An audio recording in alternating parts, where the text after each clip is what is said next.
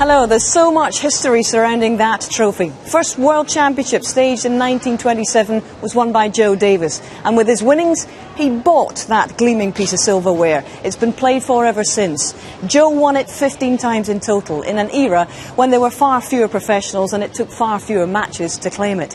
But in the modern era, and since 1977, since the World Championship was played at the Crucible Theatre here in Sheffield, one man's record stands out. Stephen Hendry, whose name is inscribed upon that trophy 7 times. And last night, after 90 matches, 127 centuries, 3 maximums here, and 27 years of competition, Stephen Hendry retired from competition.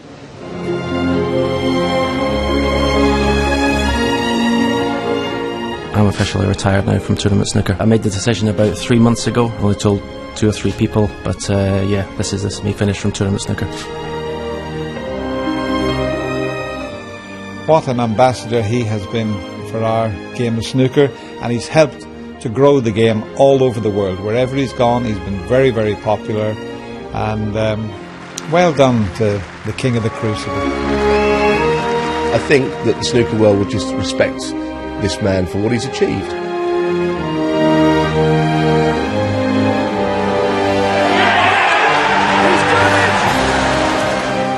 He was something special, the best player, the best match player, the best competitor I've ever known. I've had so many great memories. You know, youngest world champion, 3 maximums. Absolutely fantastic! There's only one, Stephen Hendry! The 90s, I mean, I think I won 5 in a row here. You know, there was a time when I just felt invincible. It's a magnificent 7 times for Stephen Hendry in the 90s. At the end of the day, the record books will tell you what Stephen Hendry was, and it will leave a hole in snooker. It's for people's opinion who's the best player, but as long as I'm in that discussion, then, you know, I've done all right. I was in the sport to win, not to just be one of the others. I wanted to be the best, and for a little while I was. I respect him for that decision. He's made a decision based on the fact that he's always been at the top of his profession. He feels now that he's not, then I think it's a good call. Just like to thank him on behalf of everybody for making the game popular and keeping it popular. As they say, the years pass by, but the legend is eternal. And the newly retired Stephen Hendry is enjoying the first day of the rest of his life as an ex-sportsman. I know, how does that weird. sound? How does it very feel? Strange, very strange. Woke up this morning, obviously lots of texts on the phone, messages, and yes, it's a relief that it's all over now. I think the announcement last night took a lot of people by surprise, but this was not a spur of the moment, a knee-jerk reaction to your defeat by Stephen Maguire. And how crucial an impact has your family been in all of this, and what's been their reaction to this? Well, I mean, it's well known. I sort of thought about it last year after the World Championship, but decided to give it another year, try and get back in the top 16. That hasn't worked out, and obviously with my schedule of work, the schedule of tour, you know, I was spending less and less time at home, and obviously you know your kids grow up and you don't even see them growing up. It's hard. So yeah, about 2 or 3 months ago, I decided, my wife and I says, the time's right. You know, I've got commitments that I do in China, and I couldn't do both. It was just impossible. You're 43 now, Steve. This sport has been your life and your work since you turned pro at 16 years of age. And I just wonder, when you start to think about this, what will you miss about all of this, and what won't you miss? Well, I'll miss walking out in the Crucible to play. That's one thing, because it's just amazing to play there. You know, I'll miss the play. You know, being around the players. You know, I get on well with most of them, and you know, having the laughs. I won't miss the hours of practice. That over the last few years, that's become harder and harder to do. That's something I won't miss at all. You know, and I won't miss, you know, the sort of smaller events that have started happening. You know, I've been public in saying how much I haven't enjoyed playing in those. So yeah, there's more that, you know, good things than bad things. But I'm looking forward to my retirement. Yeah, well, you will be missed, and I know that there's a lot of people here in the Winter Gardens that will wish you well. Rob Walker, you've been getting some reaction from a lot of the fans around here this morning. What's the common consensus?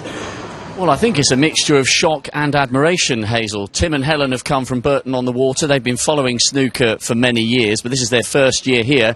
Tim, he's gone, that's it. It's a real shock, especially with the form that he's in at the moment. I mean, starting getting to 147 is absolutely amazing, and to get to the quarterfinals against such the good talent that's out there at the moment, he shouldn't give up. He really shouldn't. He's really got the talent.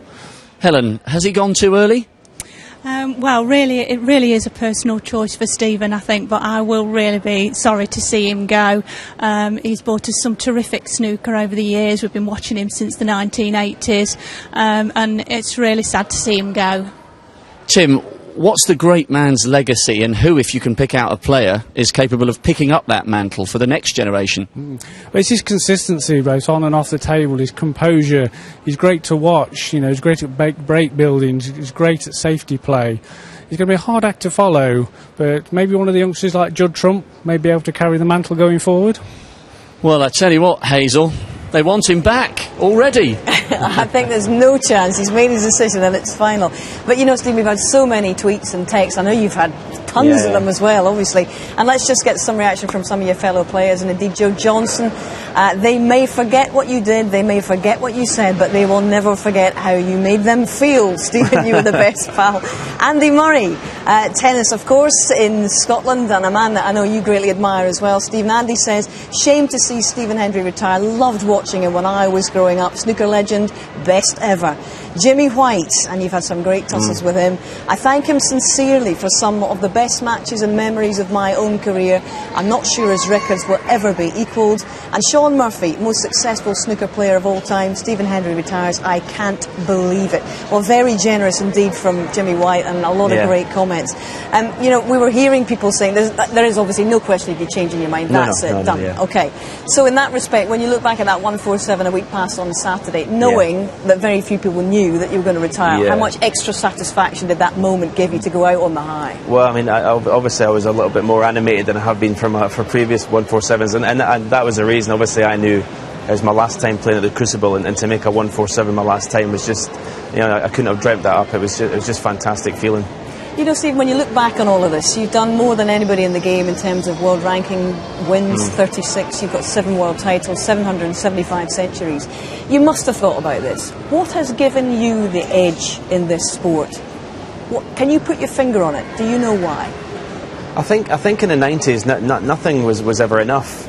You know, whenever I won a tournament, I wanted to, you know, I was, you know, almost straight to the practice table the next day to win the next one. You know, I never rested on my laurels at any stage. I was greedy to win more and more and more, and I think that hunger is the main thing that's not there anymore, and the main thing, you know, one of the reasons why I'm retiring, because you need that hunger to keep winning, to keep practicing, to keep working, and I think that was the edge I had over a lot of my opponents. I was working hard when they were perhaps not. And was it the feeling of winning, of beating someone, which kept you coming back, more than all of the success, more than all of the titles? Oh yeah, winning meant everything. I mean, you know, everyone sort of, I wasn't the most emotional guy when I won tournaments, you know, I wasn't like, you know, crying or really animated when I won trophies, because basically it was a sort of an anticlimax at the end of the event. You know, after I won the tournament, it was just weeks of hard work that has gone rewarded, and then thinking about the next one. So it was just, you know, I wouldn't say I was like a machine, but basically that's all it was all on about, winning. That's all I was interested in. You know, upon reflection, was there one moment of perfection in the way you play that stands out for you? One moment that will always live with you? You thought, this is it? Obviously your first one, the first world title, the youngest world champion, but I think 147s is the most perfect thing you can do in snooker, and to do that here 3 times, you know, winning championships is fantastic, but for an actual single buzz at 147 is just special. John Higgins actually was questioned about you and Steve Davis, and he summed it up. He said, Davis loves snooker, Hendry loves winning. I think that rather sums it up. So how are you going to suppress or indeed rechannel those competitive instincts, because they can't go away? No, but I think, you know, over the last few years it's gradually, you know, as I said before, the hunger, the self-belief that I had in the 90s has gradually been whittled away by bad results, bad performances, and you know, that's the main reason why I'm retiring, because I'm in the sport to win. I always have been, and if you take the winning away from it, you take the enjoyment away from me. Will anyone ever surpass 7 world titles? It's looking at the way that I would say no, because there's so many great players competing with each other to win every tournament. But records are there to be broken. You don't know what's going to happen in the future. John Higgins, perhaps I've delayed him for one more year by beating him this year, but he's won 4. He's easily good enough if he wants to win another, 2, 3, maybe 4 even. So it's hard to say. Well, Stephen, can I just say on behalf of millions of people watching, thank you so much for not just all the moments of snooker, but for the moments of sport that you've given us over the last quarter of a century. And can I also say that, as one of my colleagues once said, you're about to join the has-beens on the TV snooker sofa now. And once you get your earpiece in, because this is you at work now, pal, take a look over the running order for today, and I'll tell everybody else what's on offer this afternoon. Thank you, Stephen. Thanks, Hazel.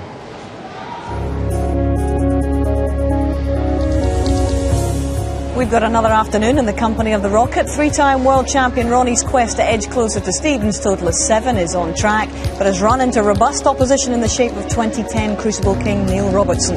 The left-hander from Melbourne established a narrow lead yesterday in the marquee quarter-final tie. Meanwhile, a bewildering turn of events last night saw Matthew Stevens steamroller Welsh pal Ryan Day with a session whitewash. He leads 11-5. Ali Carter is this year's feel-good story at the Crucible, literally now back in rude health. We'll reflect upon this morning's progress against Jamie Jones of Wales. And 3 more rounds to go in the marathon snooker loopy pub quiz. The good, the bad and the ugly, well, they are well into their stride. And we've had a visit from Wolfie. 3-time world darts champ Martin Adams compares the tension at the tables here to that at the Ocky at Lakeside. I can see why they call it, the cauldron, as we said. It's quite enclosed, really. Almost bordering on a little bit claustrophobic, dare I say it.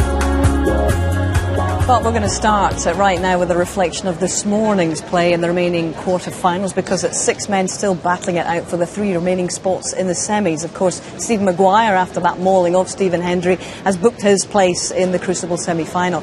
But Ali Carter has got experience of the one-table setup as well. Of course, he's been there twice before in the semis, and indeed was a runner-up in the entire event 4 years ago. It was at that point that he shot up to world number 2, and he's been flying high ever since. So what do his fellow pros make of Ali's strengths and weaknesses? Let's find out.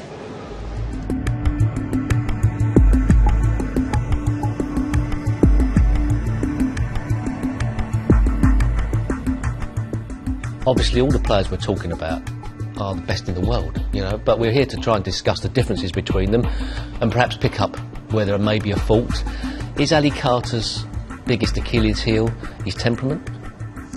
Well, when I played him in the semi-finals of the World Championship, the year that I won, I did a really good clearance to win on the black to go something like 3-0 in front. And he admitted after the match, he said that he wanted to smash the whole place up after that. So it would probably suggest that sometimes he has a little lapse in his temperament. But a fantastic player, beautiful cue action. Really great all-round game, but I think he'd probably admit himself that perhaps he does let himself down in that department. Yeah. Would he be aware of this? I mean, you spoke to him. I think so. When I've played Ali years gone by, you can sort of see when he's feeling it, and it sort of gives you that bit of confidence. And I always think, why give your opponent make it easier than it has to be? And I think if there was one thing he would sort out, would be to try and not show his frustration as much, because in terms of striking the ball, very few strike it better than Ali Carter. So is he a prime candidate for a sports psychologist?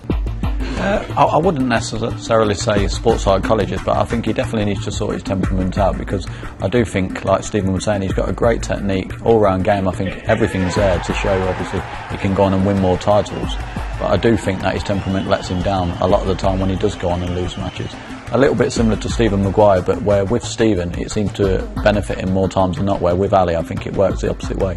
I think if someone like Ali or someone like Stephen Maguire would show no emotion, then I think that could work against them. But as long as it's sort of positive emotion that you're showing on the table, then that's great. But Ali definitely sometimes does let his opponent sort of get back into matches, or definitely gives them inspiration. If he gets a kick or he misses something easy, he really lets you know about it. I played him recently.